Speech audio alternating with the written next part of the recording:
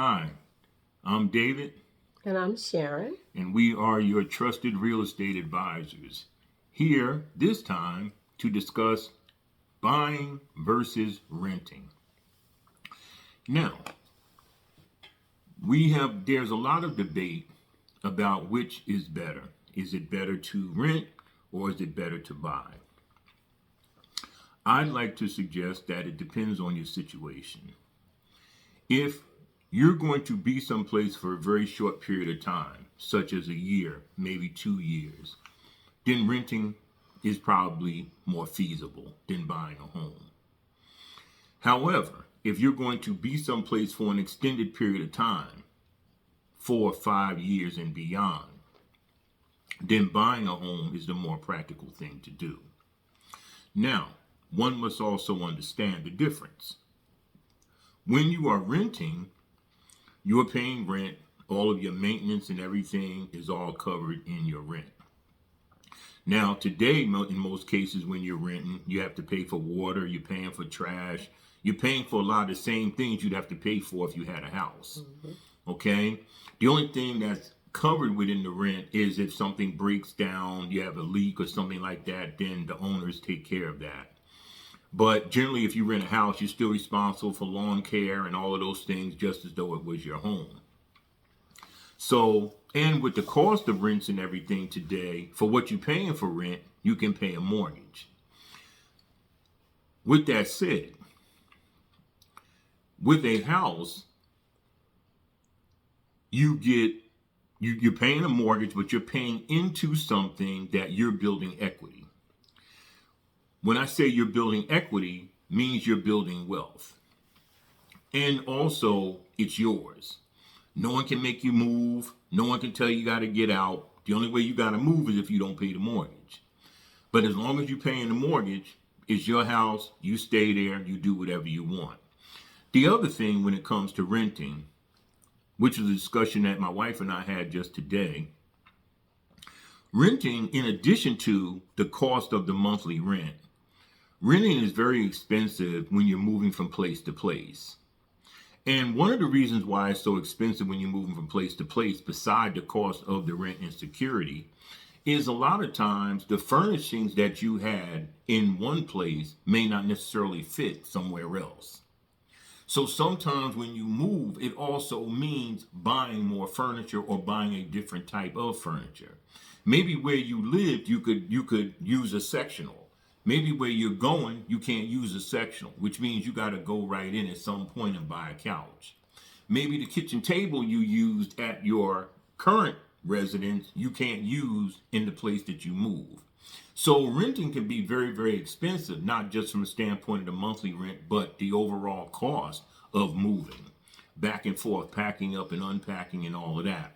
So having a home creates more stability. And it's cheaper in the long run because, in addition to building equity, once you actually furnish your home, unless you decide to make changes in furniture, once you furnish your home, you really don't have to do that anymore. If you choose to replace a couch or replace a table, it's strictly optional. It's up to you. You don't have to worry about, is your furniture going to fit somewhere else, because you aren't going anywhere else. You're where you are. And if at some point you decide to sell your house, you're going to get back all of the money that you spent on it 9 times out of 10, and also make money off of it.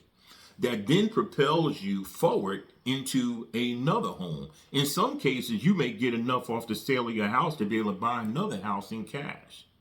So home ownership is very advantageous financially, and it's also advantageous from a stability standpoint.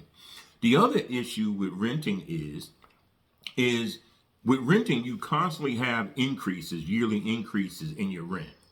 Sometimes they can double, sometimes they can go to what we call market value, where for this year you rented and it was 1,500 or 2,000 or 2,500 or whatever it was. But let's just say next year that same place goes for 3,500 or 3,400. There are places that it would immediately go to 3,400. It's not going to go up percentages. It's going to constantly go up to what they perceive as market value on a yearly basis. And the other side of that is that if you stay long enough to get priced out, then you have to move. Now you have the high rent that you have to pay here, and you have to come up with a security deposit and rent to move someplace else, plus the overall cost of moving. Whereas with a house, if push came to shove, because in real estate everything is negotiable, so if you were going to sell your house but you needed more time to move, you could negotiate that in the contract and give yourself more time to move. And also, because you're in your home, any place that you go, you can take time and find a place that can accommodate your furniture. And if you're looking to downsize, you say, well, I don't need all this furniture anymore anyway. I can give a few pieces away and I still have enough to furnish my new place. So the point about it is that with owning your own home, it is yours. You can paint in there. You can hang as many pictures as you want. You can do whatever you want. When you're renting, sometimes there's restrictions. Like some places, they don't want a lot of holes in the wall. Why? Because a lot of holes in the wall is perceived as damage. That can go against your security. When you move out, they're going to check the stove. They're going to check the refrigerator. In some places, if the refrigerator is dirty, it's $450 to clean it. If the refrigerator is dirty, it's $450 to clean it. So by the time you get nickel and dime on your security, you can end up leaving and not being able to get one penny of your security back.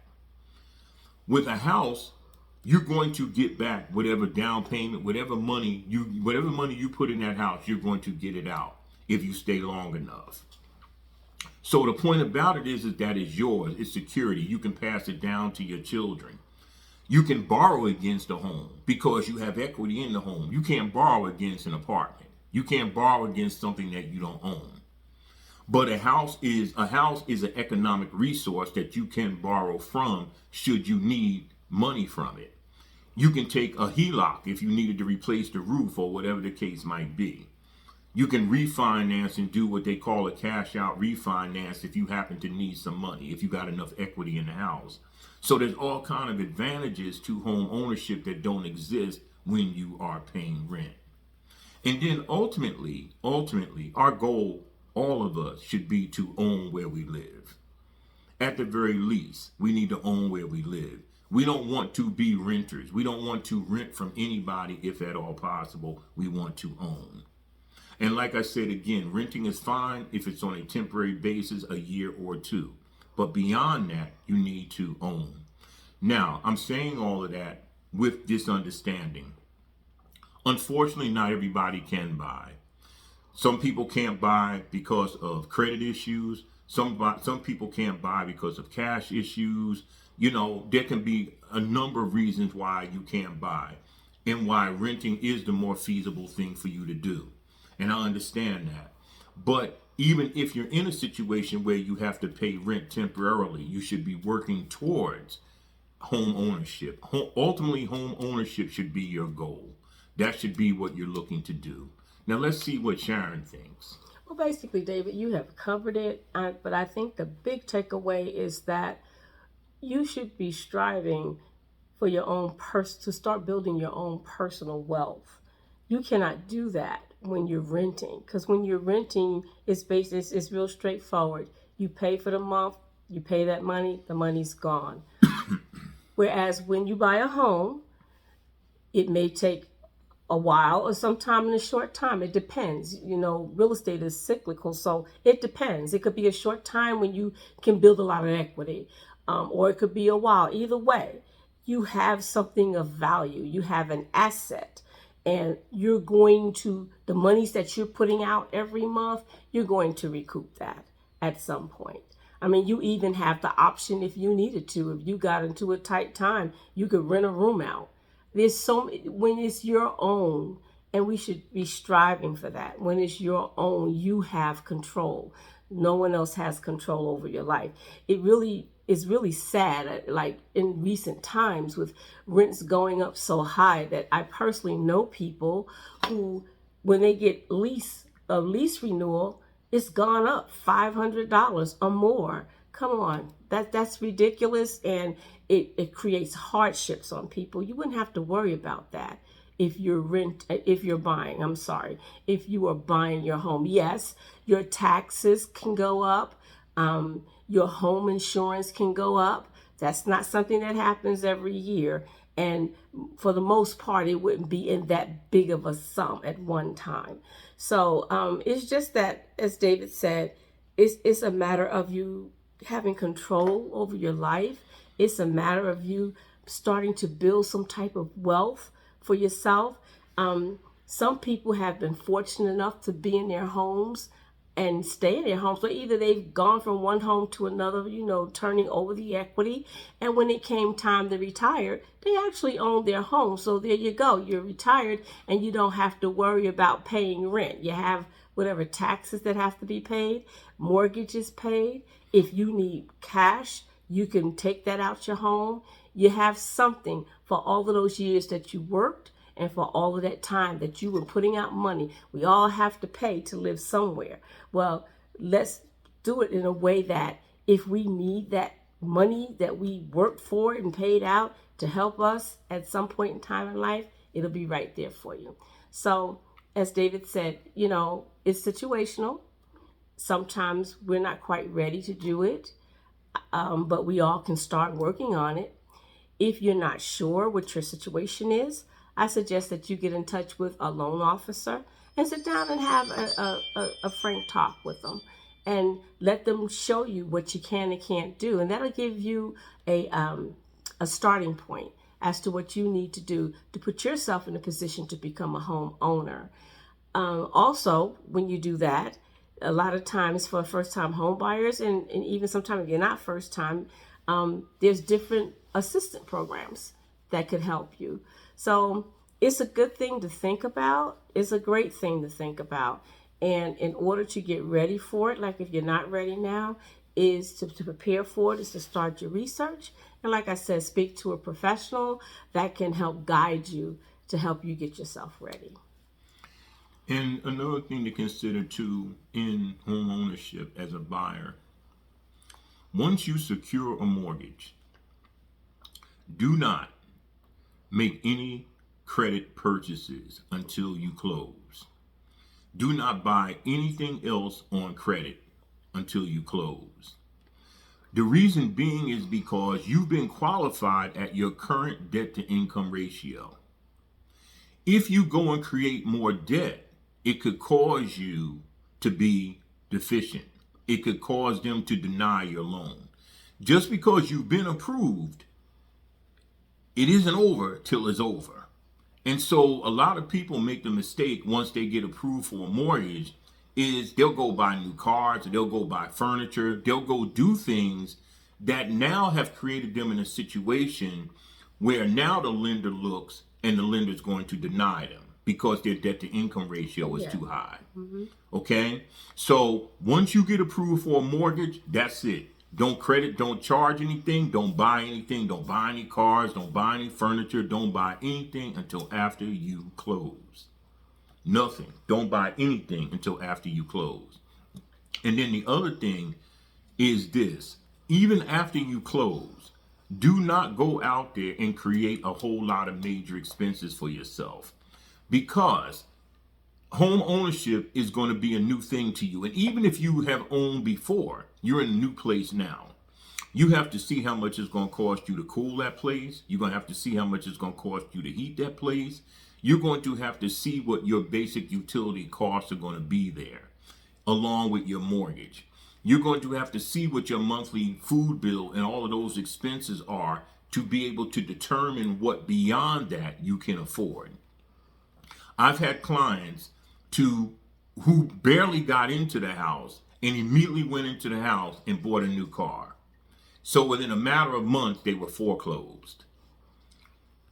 They didn't give themselves a chance to see if they could even afford the house before they went and created additional debt. So once you get approved for a mortgage, do not create any more debt. And even once you go into the house, don't create any debt for a while. Yeah. Give yourself at least a year or so to adjust to your new surroundings, to adjust to the cost. Spend a winter there, spend a summer there, get an idea, get a feel for the house. And then you'll have a better feel budget wise and everything else in terms of what you can afford. Because home ownership is more than the mortgage. You know, you may have to, property taxes have to be paid. Homeowners insurance has to be paid. In some places, trash pickup is separate. It's not part of your property taxes. That could be a cost. You know what I mean? Utility bills can be higher. Yeah, utility bills can be high. A larger home. Water bills can be high, especially if you burn a lot of water. If you burn a lot of lights and stuff, electricity in a house is very different from an apartment. So all of these things you have to take into consideration, and you have to give yourself some time. So just don't feel like, okay, I got the house now. You know, they told me not to charge anything, not to create any debt while I was, going through the buying process. But I done closed now, so I can go to Rooms to Go, and I can go to Cadillac, and I can go all. No, you don't want to do none of that. You don't want to do none of that. Whatever car you've been driving, keep driving it. Whatever your expenses was, maintain them just like that, until you get accustomed to the new expenses that you're going to have associated with this house. Because I'm here to tell you that your expenses with a house are going to be very different than whatever your expenses were with an apartment. And so you need time to adjust and adapt. And also the other thing that you want to consider with a house is that should anything break or there are any problems in that house, there's no landlord for you to call. You are the landlord. If the water heater goes, it stays broken unless you fix it. If HVAC goes out, it's out until you fix it. So you have to also take all of that in consideration. A little bit of emergency money on the side just in case you have a problem with an appliance or something like that. So all of those types of things need to be prepared for before you make extra expenses on yourself, buying all kind of new furniture pieces and buying cars and all of that kind of stuff. So trust Sharon and I. We've been in real estate combined for more than 30 years. We know of what we speak. And we're on here trying to give you real talk about this. We're not on here trying to blow smoke or trying to just get likes or just get subscribers. We're on here to give information. I want you to subscribe to my channel. I want you to give me a like, but also want to hear your comments. I want to hear your thoughts. I want to hear what you think about the content. So until next time, you have any further comments, Sharon? No. All right. Well, until next time, your trusted real estate advisor, David and Sharon, signing off until next time. Whether you're renting or buying, enjoy your apartment, enjoy your home, enjoy your life. Enjoy your life. Take care.